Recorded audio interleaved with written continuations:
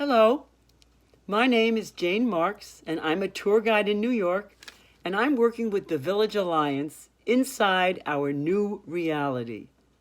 And we'd like you to go to the New York Studio School of Art, Painting, and Sculpture. It's at 8-12 West 8th Street.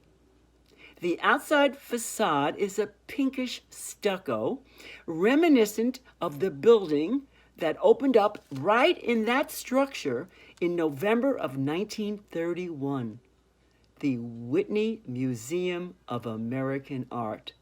The door frame is exactly the same as is the eagle designed by Carl Free. It's fitting that it is an art school, because when we consider the woman who created the Whitney Museum of Art and her legacy, we have to talk about her. Gertrude Vanderbilt Whitney, born in 1875, she had extreme wealth. She marries Harry Payne Whitney.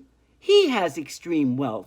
Together, their wealth gets wealthier, as we say, and they live in a mansion at 871 Fifth Avenue. She has children, but the thought of being a dutiful wife is not in her organic makeup. She's an artist. She's a sculptor. And in 1907, she buys number 19 McDougal Alley, a former stable, and she uses it as her studio. And she befriends the artists living in the neighborhood. They're having a hard time. They're American, which is seen as someone who's provincial and low class in the art world, but she thinks their work is wonderful. In particular, Everett Shinn, John Sloan, George Lux, the Eight, who would later become the Ashcan School of Art, including Edward Hopper and Robert Henri. And in 1916, she asked Robert Henri to paint her portrait. She's in pants, lying on a chaise lounge, looking quite glamorous, self-content, and intelligent. She goes back to her mansion, and her husband refuses to hang it on any wall.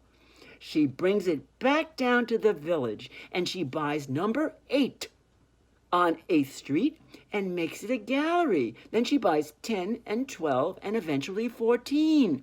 And in 1929, she amasses more than 500 pieces of work, and she offers that with an endowment to the Metropolitan Museum of Art to create an American wing.